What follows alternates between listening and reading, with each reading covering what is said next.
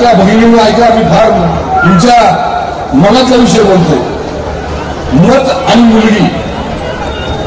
आपण मुलगी देतो ना, मुलगी आपली समजा माझी बहीण असते, माझी मुलगी असते तर एखाद्या ठिकाणी तिथं लग्न ठरवायचं असेल तर आपण काय विचारतो, तो मुलगा काय करतो, तो मुलगा कामाला आहे का, त्याचे आई वडील काय करतात, तो मुलाचं वागणं कसं आहे, त्या कुटुंबाचं वागणं कसं आहे.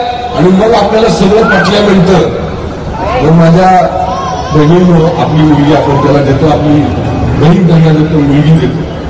म्हणजे मुलगी देताना जर आपण एवढा विचार करतो, का करतो, ती आपली जबाबदारी आहे. आपली मुलगी चांगल्या घरात जावी, आपल्या मुलीला चांगले दिवस मिळावे याच्याकरता पाहतो ना. तसंच मत देताना सुद्धा विचार करून द्या. मत म्हणजे मुलीप्रमाणे समजा येणारा माणूस, येणारा पक्ष, त्याच्याकडे पाहताना असं पहा की हे मत ज्याला देतोय तो माझ्या समाजाचं, माझ्या इथल्या अडचणीवर मला मदत करेल का, मला यातनं बाहेर काढेल का, मला रस्ता करून देईल का, मला पाणी आणून देईल का.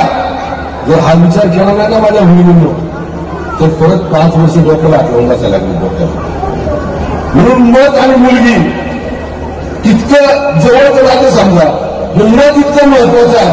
हे मत जर तुम्ही चुकीच्या ठिकाणी दिलं तर परत 5 वर्ष माझ्या बहिणींनो आपल्याला पश्चाताप करण्याशिवाय दुसरं काम मिळालं नाही.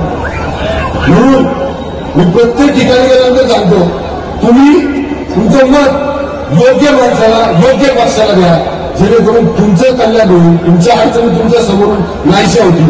याच्याकरता भारतीय जनता पार्टीला आपण मत करा. मी येणाऱ्या काळामध्ये आपल्याला या कार्यक्रमाच्या निमित्तानं खात्री देतो की आपलं प्रत्येक काम झाल्याशिवाय आम्ही थांबणार नाही. एवढं काम पुढे सांगतो आता सगळ्यांना.